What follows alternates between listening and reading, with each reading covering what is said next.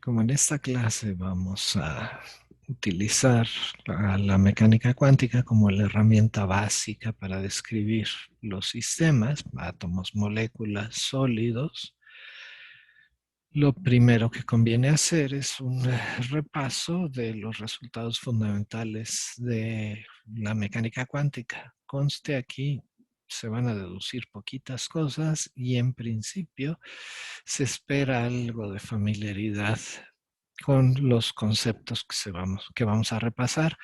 Entonces, por favor, si ven que si les suena familiar lo que se va a decir en este primer video, es que esta materia es para ustedes, pero si hay cosas que no quedan claras, es importante entonces que, o por un lado, repasen o de plano esperen a tener eh, una clase de mecánica cuántica para tomar esta materia. El primer resultado de mecánica cuántica, y la mecánica cuántica nos dice que si yo tengo un sistema de n partículas, yo necesito saber la función de onda y toda la información sobre el sistema está contenida en esta función de onda que escribo en términos de, o sea, es una función que depende de, en general, la coordenada de cada uno de los partículas, las posiciones de cada una de las partículas y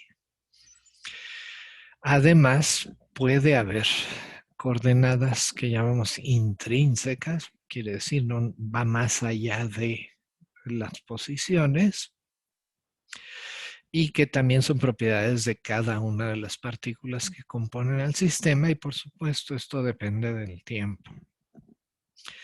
Eh, Antes de que tengamos problemas sobre esto de las coordenadas intrínsecas, el mejor ejemplo y el que nos va a servir todo el tiempo va a ser el spin, por decir, del electrón del núcleo, en fin. Estas son coordenadas propias de cada partícula y no tienen que ver con la posición en la que están, sino son intrínsecas, son de ellas, son propiedades de la partícula. Eh, ¿Y qué interpretación se le da a esta función de onda? Pues esencialmente esta es una función que puede ser una función compleja.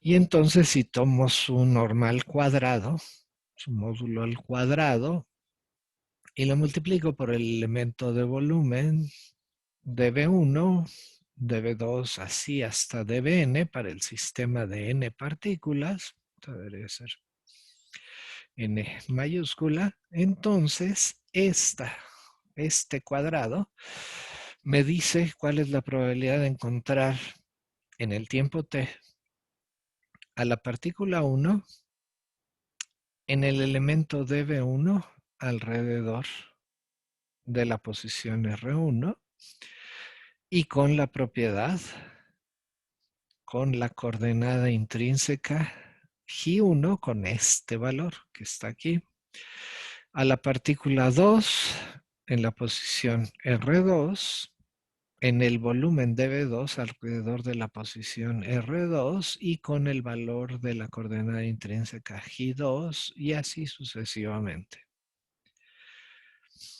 Entonces,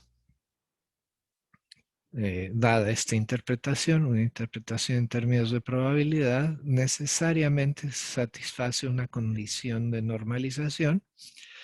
Y es que si yo sumo sobre todos los posibles valores, por decir, de posición de cada una de las partículas, y sumo sobre todos los valores posibles de la coordenada intrínseca G para cada partícula, pues tengo que encontrar el sistema en alguna de estas posibilidades y luego entonces esta suma y estas integrales me deben de dar igual a 1.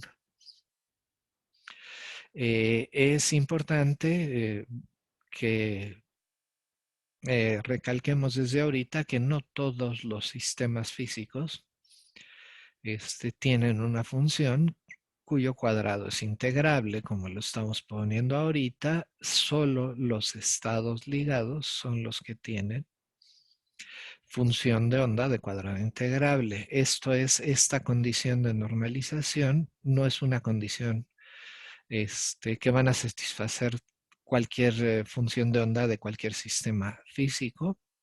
En general, nuestros sistemas sí van a satisfacer esta condición de normalización porque vamos a describir fundamentalmente sistemas ligados.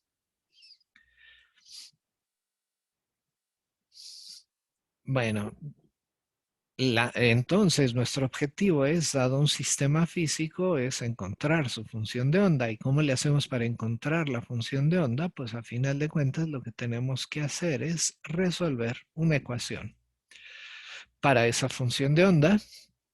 Entonces la dinámica que describe la evolución de la función de onda en el tiempo es la ecuación de Schrödinger, dependiente del tiempo, que me dice que si yo aplico este operador H, que llamo el Hamiltoniano, del sistema a la función psi, eso me debe dar igual a I por H barra, H entre 2pi, H la constante de Planck entre 2pi, por el cambio de esta función en el tiempo.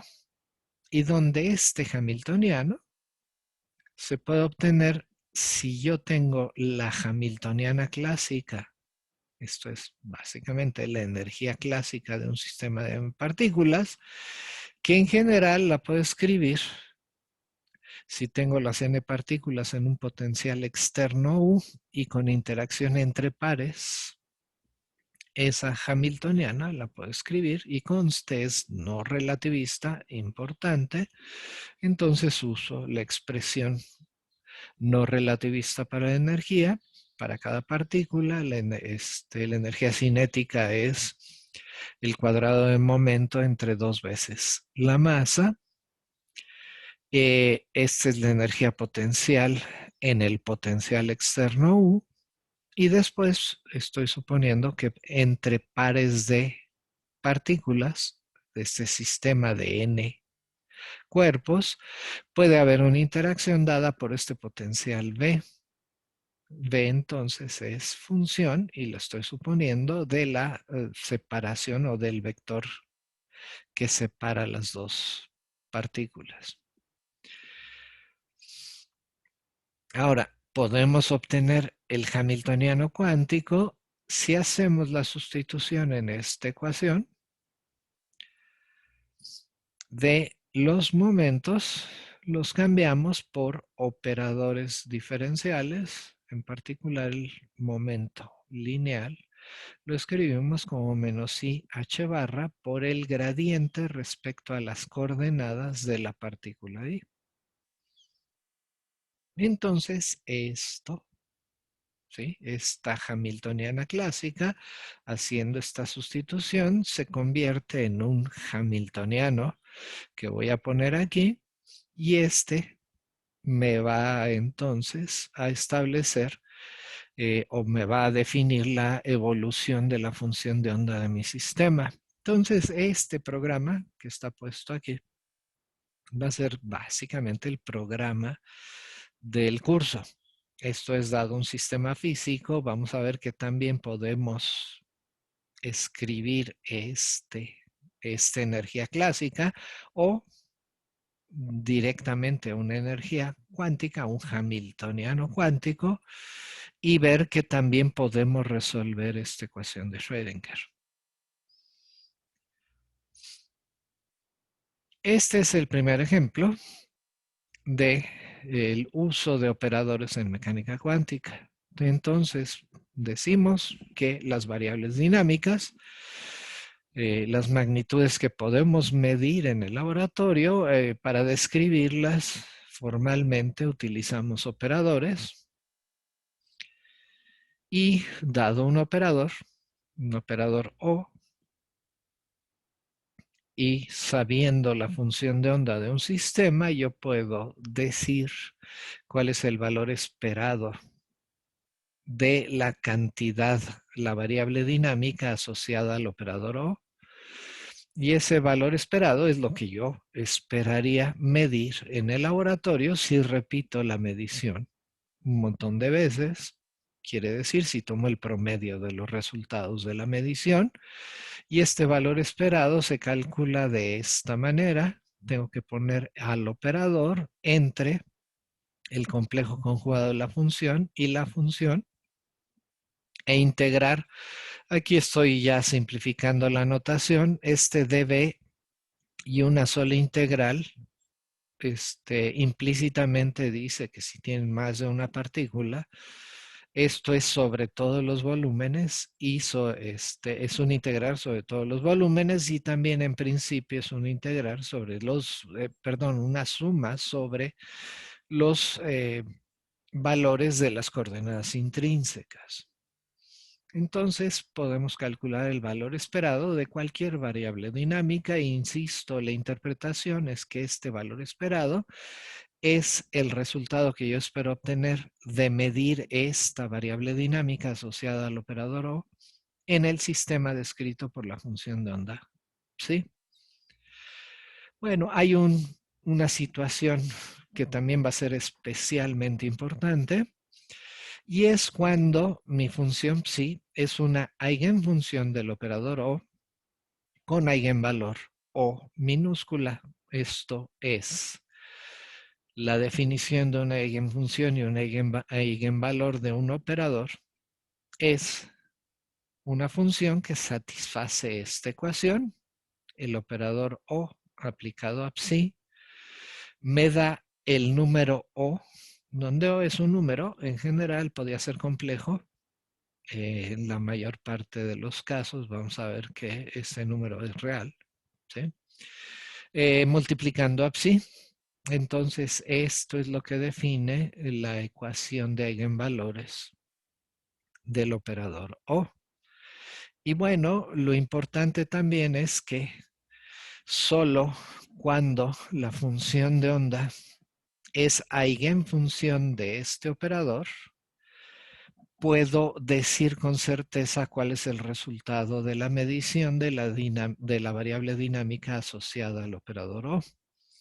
Porque entonces calculo el valor esperado usando esta propiedad de eigenfunciones. Entonces, el valor esperado lo sustituyo de aquí, pero O aplicado a psi me da este número O multiplicado por psi.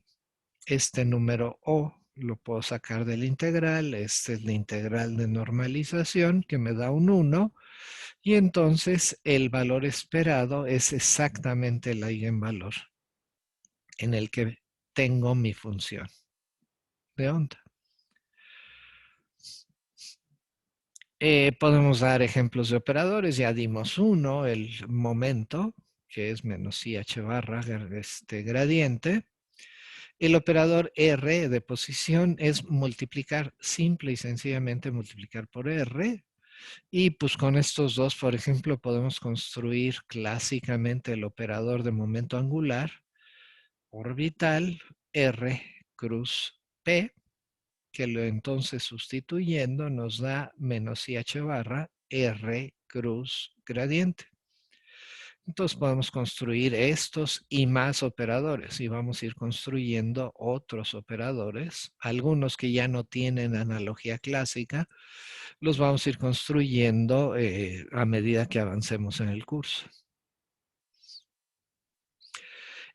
Nos interesa en mecánica cuántica estudiar estados estacionarios. ¿Qué es lo que estamos diciendo aquí? Supónganse que el hamiltoniano no depende explícitamente del tiempo. Entonces el tiempo no aparece en el hamiltoniano. Si ese es el caso, entonces podemos proponer una solución separable de la ecuación de Schrödinger, en donde la función de onda psi, que en general depende de las coordenadas, y otra vez aquí estoy poniendo una sola coordenada, pero aquí esta está representando a las posiciones y hasta coordenadas intrínsecas de cada una de las componentes de mi sistema. Y depende del tiempo, y entonces aquí lo que quiero es separar la dependencia temporal de la dependencia espacial en las coordenadas de cada una de las partículas y las coordenadas intrínsecas. Bueno, es bien fácil darse cuenta que si tomamos la función que depende solo del tiempo como esta exponencial, e a la menos i entre h barra por e y por t, que esta función es solución de la ecuación de Schrödinger, ¿sí? Si la función espacial que voy a poner aquí satisface esta otra ecuación, donde tengo el hamiltoniano aplicado solo a la phi, es igual a esta constante de separación que usé, la e por phi. Y entonces, a final de cuentas, lo que tengo aquí es una ecuación que ya no depende del tiempo, porque la dependencia temporal está en esta función. Es una ecuación independiente del tiempo, que además es una ecuación de eigenvalores. Entonces, E, la constante que usé de separación aquí en esta solución, esta E, la voy a interpretar como la energía del sistema. Y entonces, ¿por qué me interesa resolver para estados estacionarios? Porque en general va a ser importante saber en qué estados puede estar un sistema físico.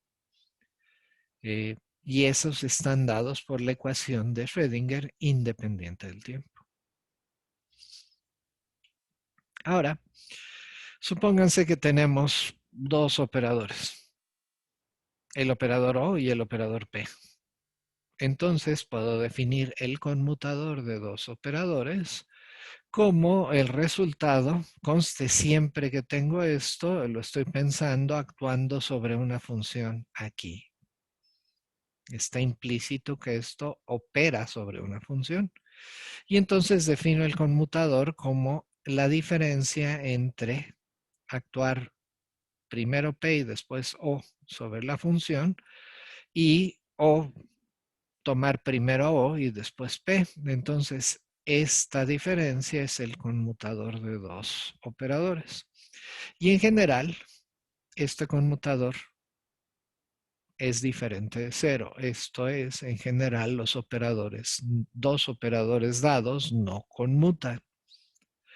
Ejemplo típico, háganlo, ya lo han hecho, es el conmutador entre P y R, o entre PX y X, entre PY y Y, entre PZ y Z.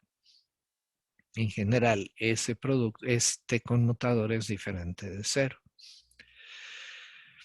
Cuando este conmutador es cero, cuando los dos operadores conmutan, resulta que la mecánica cuántica nos dice que solo en ese caso es posible medir o preparar el sistema en una función de onda en la que las dos variables dinámicas, la asociada O y la asociada P, tienen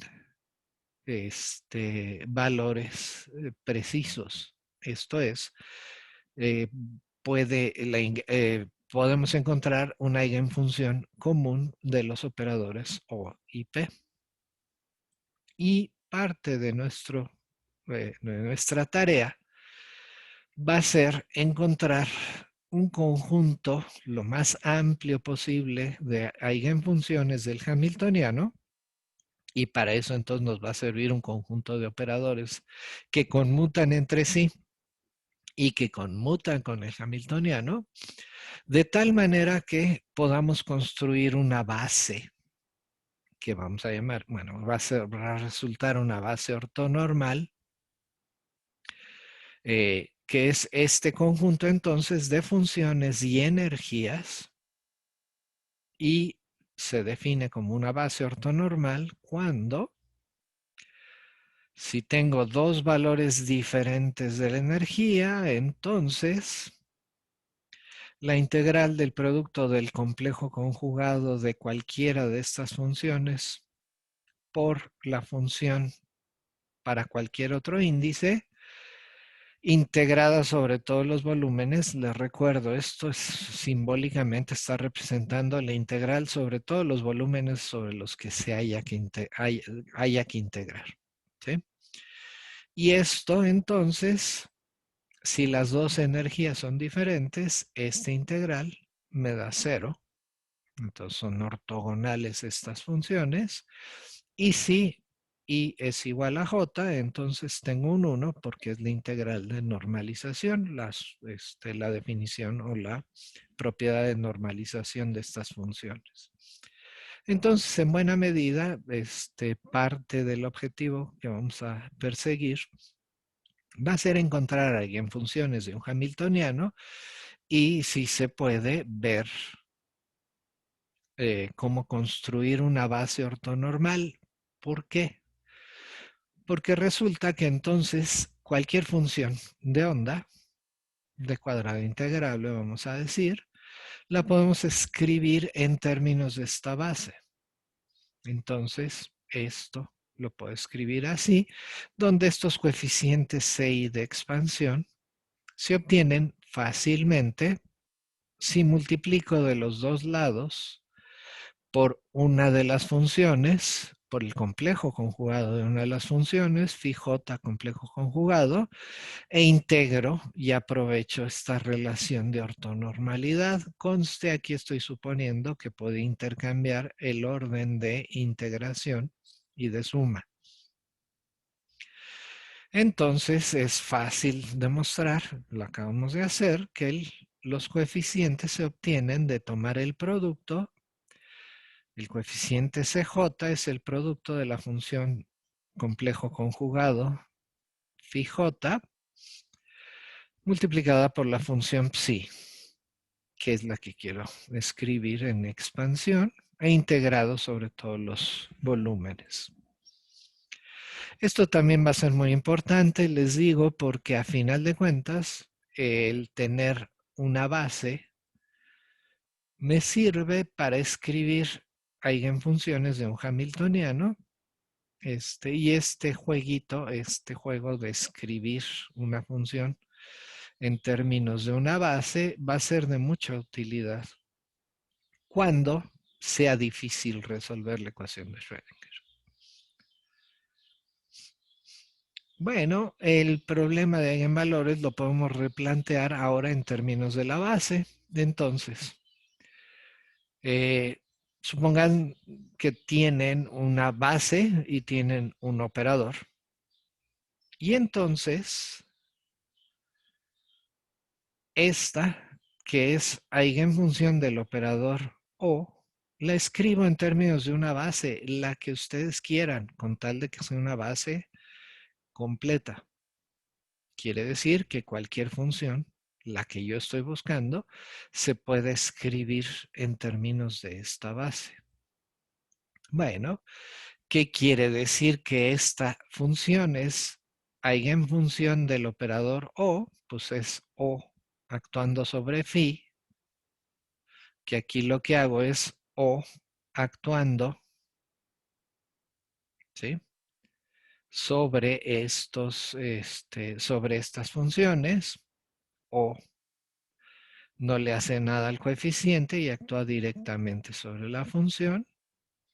Y por definición, esto debe ser igual al eigenvalor O multiplicado por la misma función. Entonces lo escribo así.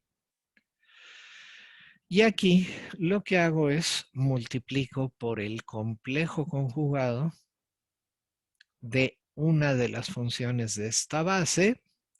Aprovecho la ortonormalidad de las funciones de la base y obtengo entonces una ecuación que ahora es una ecuación matricial o algebraica de eigenvalores, que es la suma sobre todos los valores sobre toda la base, pues, de los coeficientes 6 por esta matriz que tiene elementos OJI va a ser igual a este eigenvalor por el coeficiente CJ, donde esta matriz tiene como elementos estas integrales que resultaron, ¿sí? A la hora de multiplicar aquí por phi j complejo conjugado, entonces son esas integrales que, insisto, son integrales sobre todos los volúmenes sobre los que hay que integrar y suma sobre todos los valores de las coordenadas intrínsecas, y este elemento de matriz del operador O va a ser la integral de O evaluado entre las funciones complejo conjugado de phi j y phi i. Y entonces esto se vuelve una ecuación algebraica de eigenvalores que usualmente las computadoras son muy eficientes para resolver. Entonces, si tenemos una base, la función que buscamos la escribimos en términos de esa base y podemos entonces, haciendo esto, obtener combinaciones lineales de la base que son eigenfunciones de un operador. Ahora, una de las cosas, seguramente ustedes vieron en su curso de mecánica cuántica, es que en realidad, como en el resto de la física, solo hay solución exacta para problemas muy, muy específicos. Eh, la solución exacta a la ecuación de Schrödinger solo se conoce en muy poquitos casos.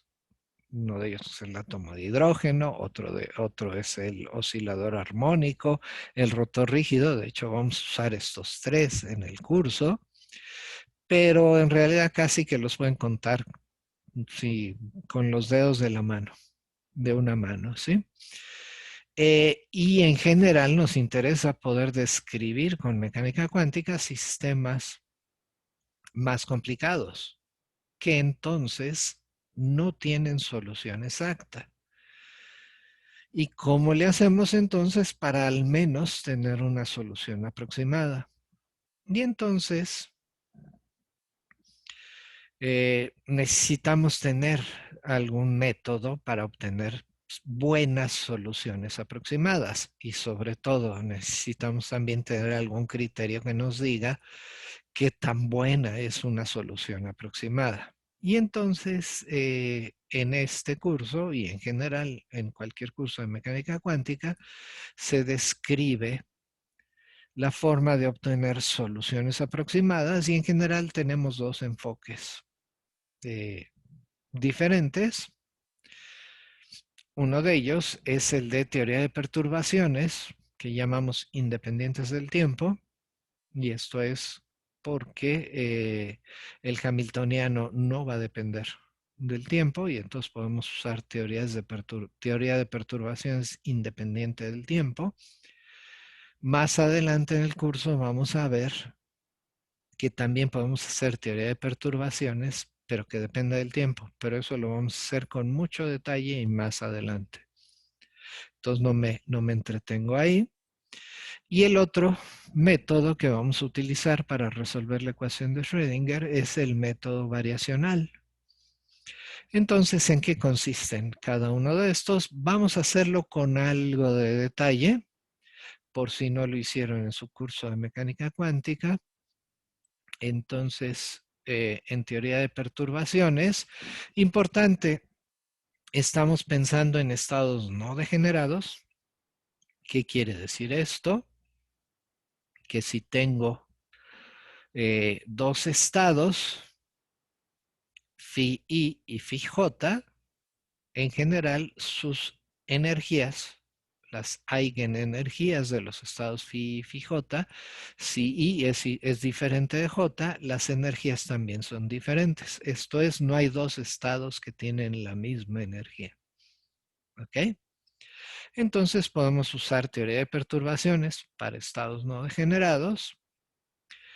Y entonces les recuerdo, queremos resolver la ecuación de Schrödinger de estado estacionario, el hamiltoniano, aplicado a la función psi, nos da la energía por la función psi. Ecuación de Schrödinger. Y suponemos que el hamiltoniano, H, lo podemos separar en dos partes. Una dominante que yo conozco y que he podido resolver, H0, y que el hamiltoniano de mi problema es esta H0 más un término que escribo como lambda por U y donde además supongo que lambda es un parámetro pequeño. Entonces, esta es la suposición, ¿ok? Para teoría de perturbaciones independientes del tiempo y para estados no degenerados. Ahora, lo que vamos a suponer entonces es que ya resolvimos el problema de H0. Entonces, sin la lambda U,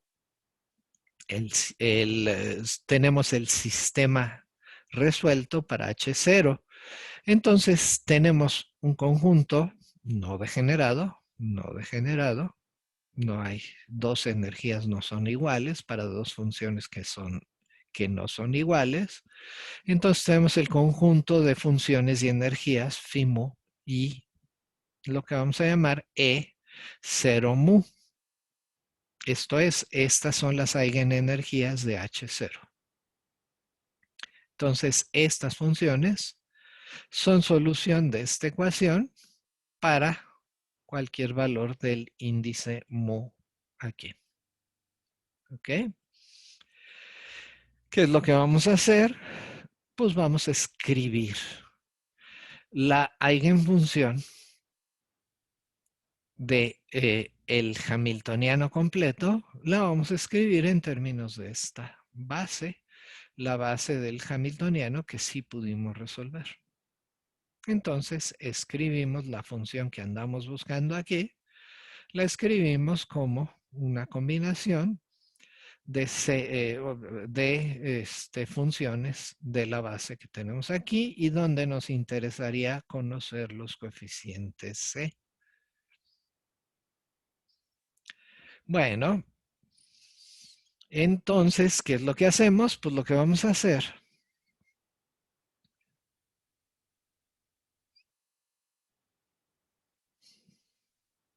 es sustituir en la ecuación de Schrödinger.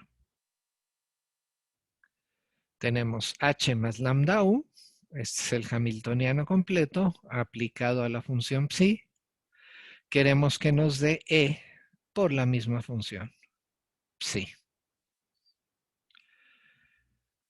En esta ecuación multiplicamos ahora por el complejo conjugado de phi j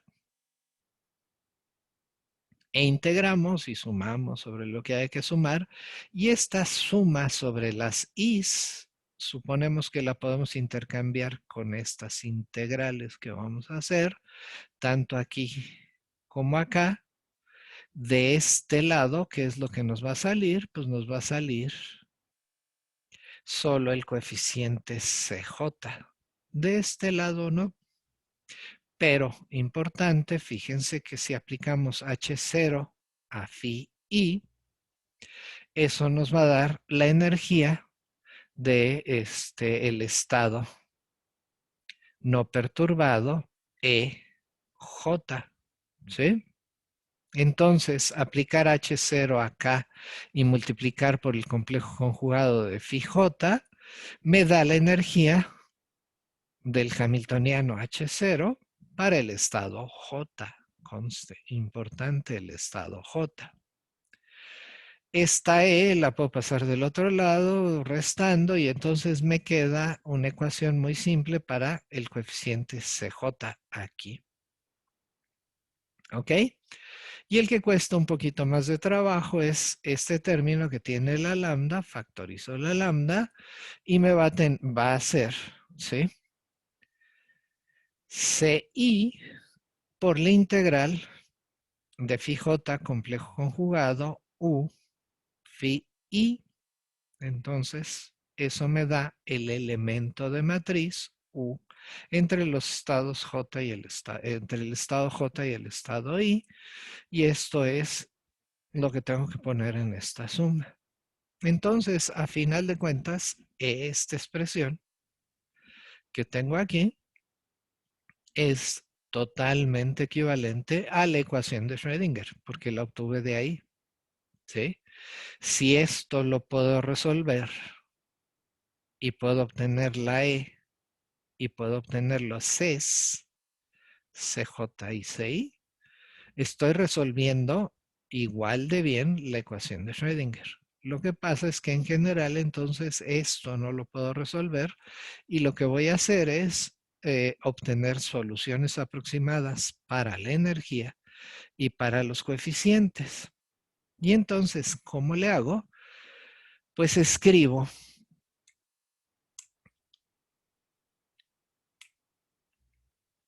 la energía y los coeficientes, los escribo como una expansión en series de potencias del parámetro lambda. Entonces, el coeficiente, ¿sí? La energía la escribo como conste, este es para el estado K, ¿sí? La energía la escribo como una energía a orden cero más lambda por una energía a orden 1 más lambda cuadrada por una energía a orden 2 y así le puedo seguir, donde lo que me interesa es justamente determinar estas aproximaciones a la energía del sistema.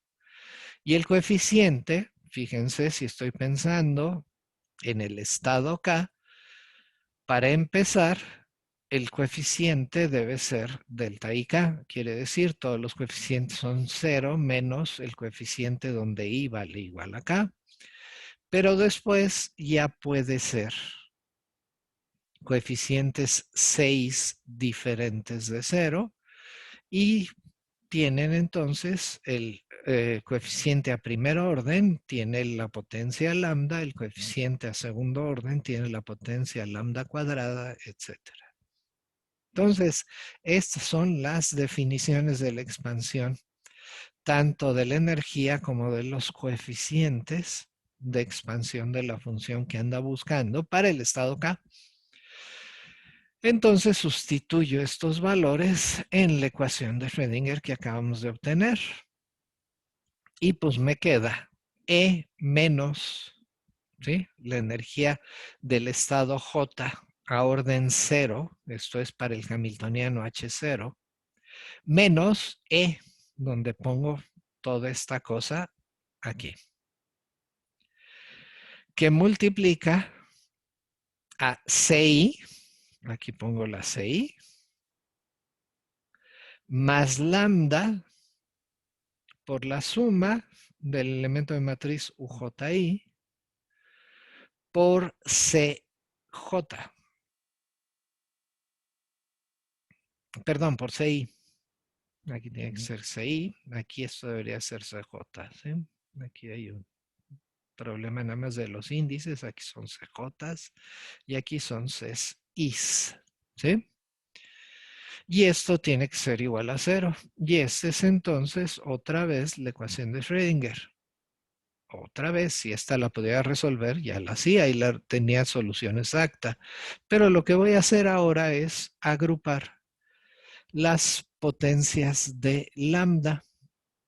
Entonces, ¿qué términos no tienen lambda? A partir de este, ya tienen lambda, lambda cuadrada, etcétera, etcétera. A partir de este ya tienen lambda. Este ya tiene lambda. Entonces, los únicos que no tienen lambda son este con este. Ese es el término que tiene la potencia lambda a la cero. Ese es el primero. ¿Sí? El siguiente coeficiente. Los que tienen potencias de lambda, pues va a ser lambda a la primera potencia va a ser este con este de aquí. EJ0 menos EK por CJ. Insisto, aquí debería haber tenido una J. ¿Sí? ¿Qué otro tiene primera potencia? Este de aquí con este de aquí menos lambda EK a primer orden por delta JK. Aquí esto debería ser J. ¿Sí? Y el otro término que tiene también la primera potencia de lambda es este solito que viene con la delta IK. Aquí lo pongo. ¿Sí? Y entonces estos son los tres términos. Este con este con este y este con este que tienen lambda a la primera potencia. Le pongo aquí, le podríamos hacer la expansión, podríamos continuar y agrupar los términos que tienen potencia lambda cuadrada. Es un buen ejercicio que ustedes se animen a hacerlo. Ya se vuelve un poquito más complicado para lambda cuadrada. Tendría que ser estos dos con este de aquí, este con este con este, y aquí este con este.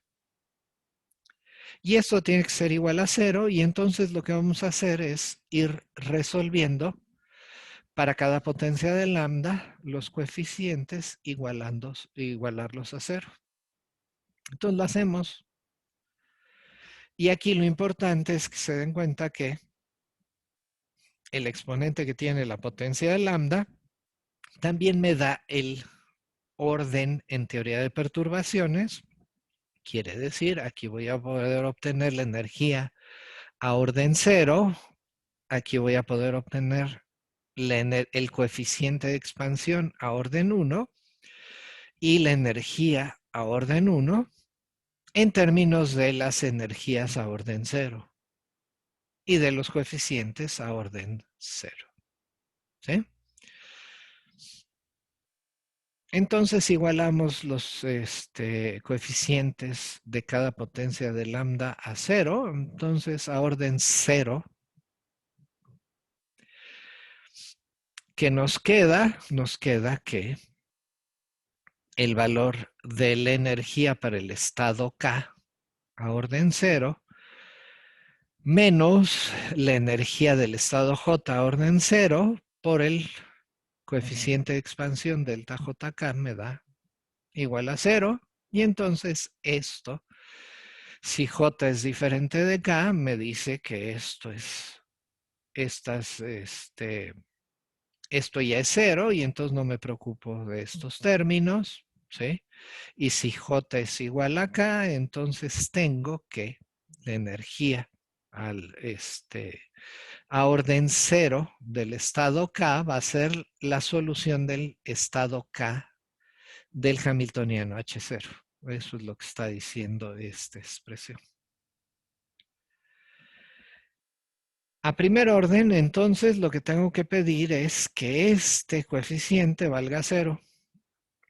Este es el coeficiente que tenía la potencia lambda. ¿Ok? Y aquí tengo dos posibilidades. Si J es igual a K y si J es diferente de K. Si J es igual a K, ¿sí? Conste, ya estoy usando este resultado. Entonces estoy poniendo en lugar de EJ0, estoy poniendo EJ a orden 0. ¿Sí? Si J es igual a K, estas dos energías son iguales y este primer término se cancela. Y entonces me queda, J es igual a K, esto se vuelve un 1, y me queda que la corrección a la energía a primer orden es igual al elemento de matriz U, pero con J igual a K. Entonces es UJJ. que es este elemento de matriz, es el producto del, o es el valor esperado, si quieren, del operador U para la función phi j. ¿Ok?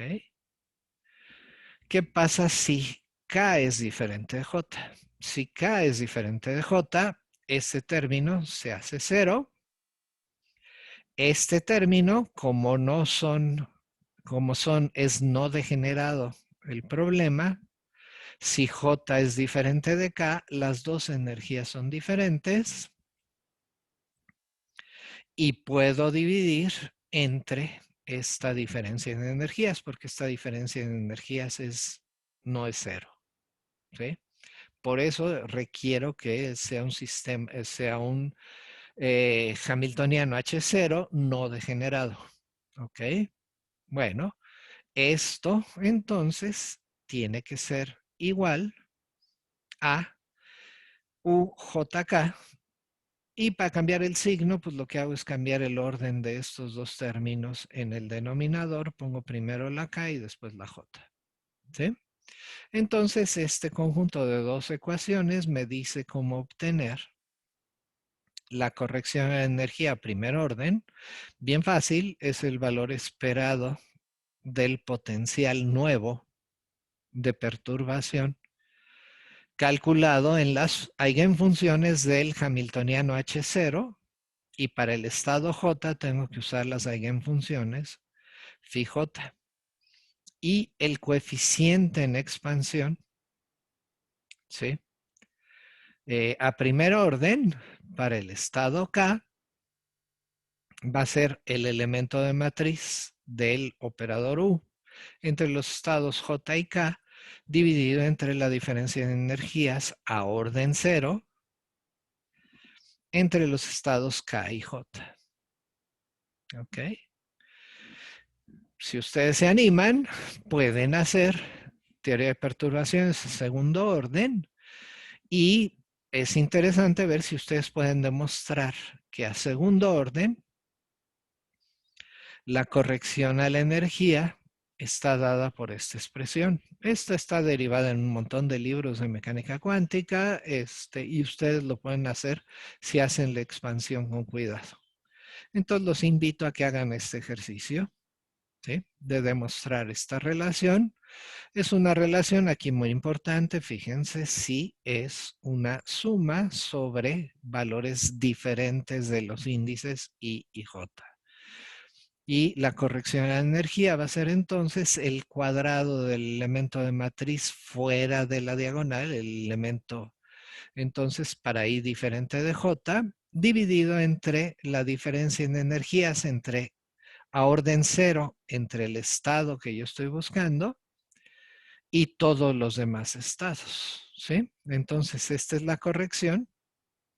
Esta suma se hace sobre todas las I's, excepto la del estado que yo estoy buscando. ¿Ok? Bueno, háganlo, es un ejercicio que bien vale la pena que ustedes hagan. Ahora, ¿qué pasa, dijimos, cuando las energías entre los dos estados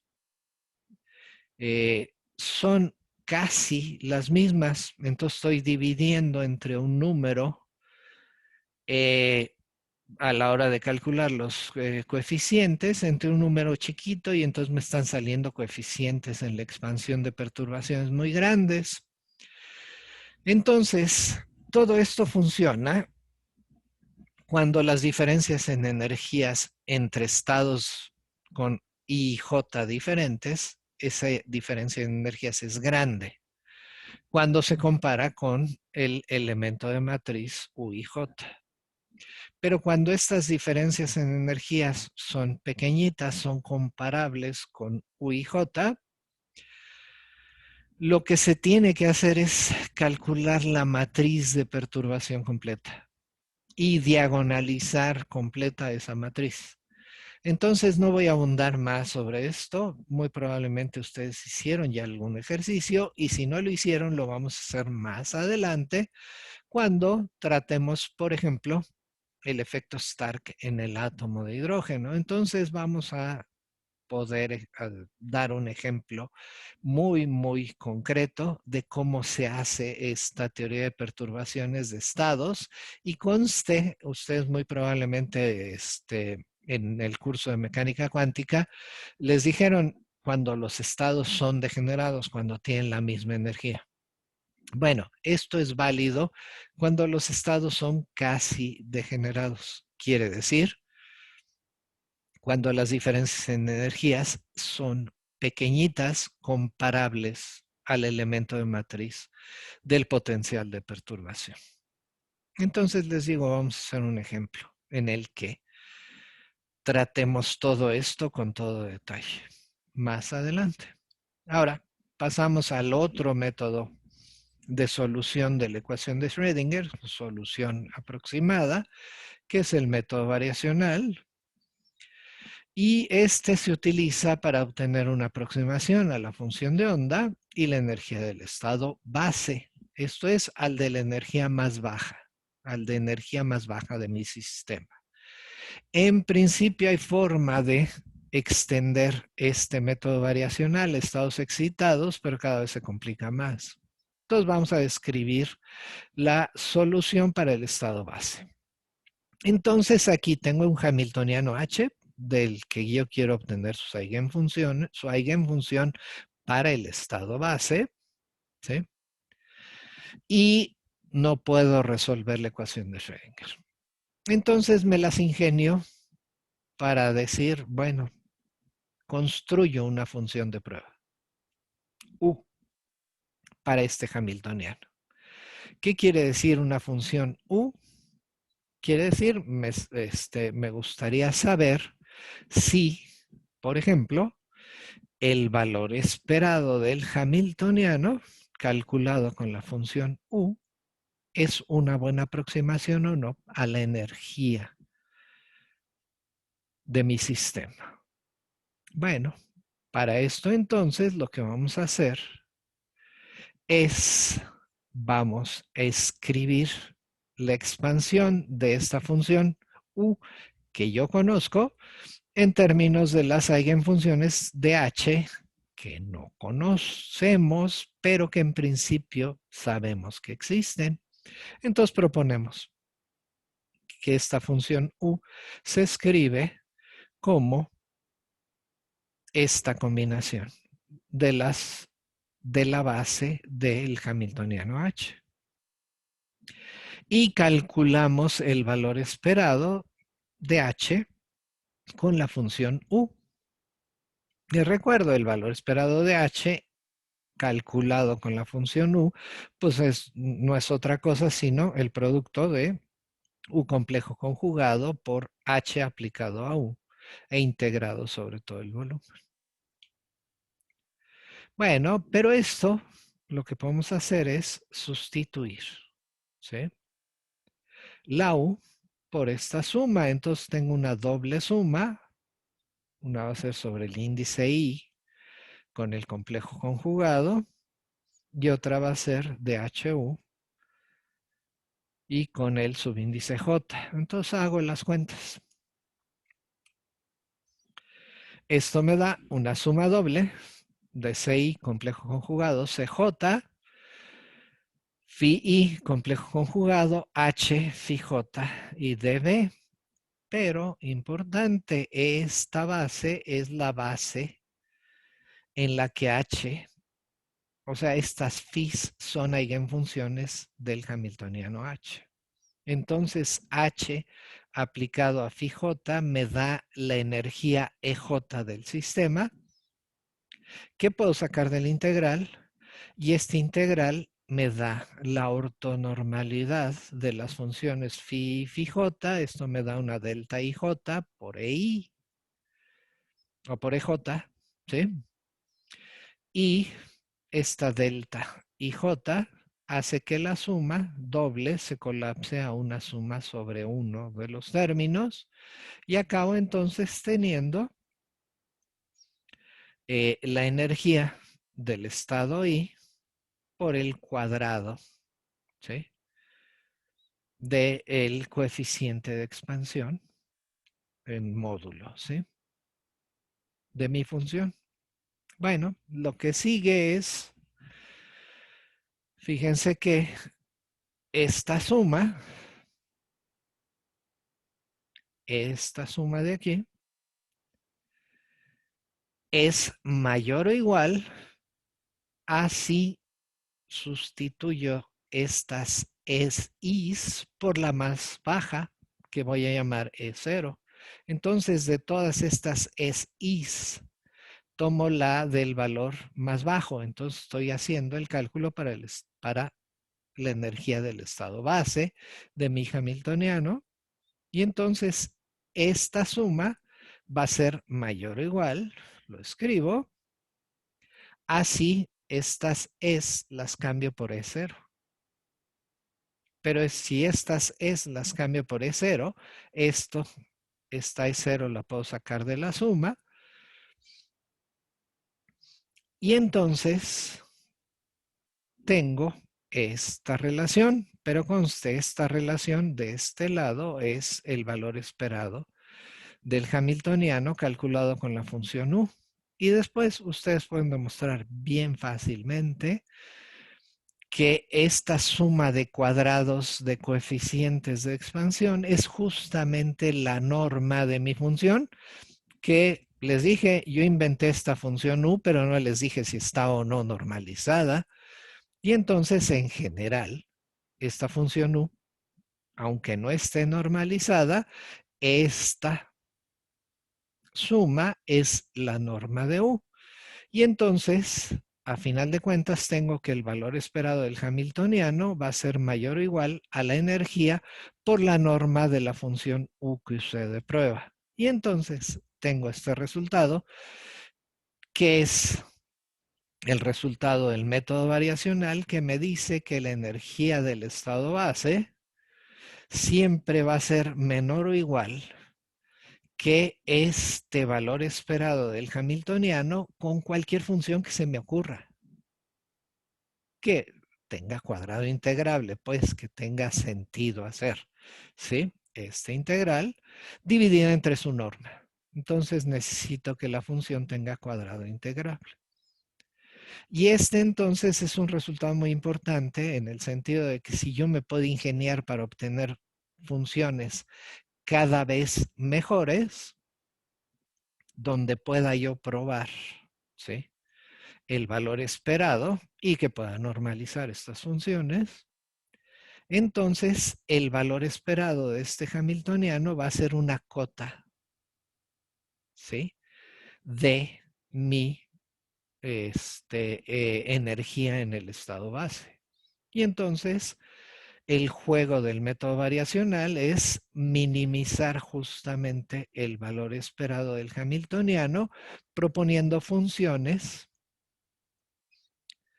que dependan, si quieren, de parámetros y entonces minimizar este valor esperado respecto de estos parámetros. Igual vamos a tener oportunidad de hacer esto en más de una ocasión, y obtener entonces, ¿sí?, de esta manera, funciones y energías para el estado base de un sistema. Entonces, en resumen, en este primer video, revisamos los principales resultados de la mecánica cuántica y que vamos a utilizar en este curso. Entonces, ya no vamos a repetir. De hecho, las expresiones que hemos obtenido las vamos a utilizar muchísimo en el resto del curso. Entonces, ¿qué resultados son? Que necesitamos construir funciones de onda. Para construir las funciones de onda de un sistema de n partículas, necesito el hamiltoniano y la ecuación de Schrödinger, que en general necesito considerar operadores que me den lugar a una base de funciones del hamiltoniano y de operadores que lo complementan, una base en la que pueda hacer expansión de mi función, y necesito resolver problemas de eigenvalores en general. Bueno, esto, y que también me conviene plantear las soluciones en estado estacionario de mi función de onda para un hamiltoniano que no depende del tiempo. También vimos que hay métodos aproximados de solución y uno de ellos es la teoría no degenerada de perturbaciones, también la teoría de perturbaciones de estados casi degenerados, que insisto, vamos a tener oportunidad de estudiar con más detalle, y el método variacional. Y entonces, con esto concluye la presentación de este video.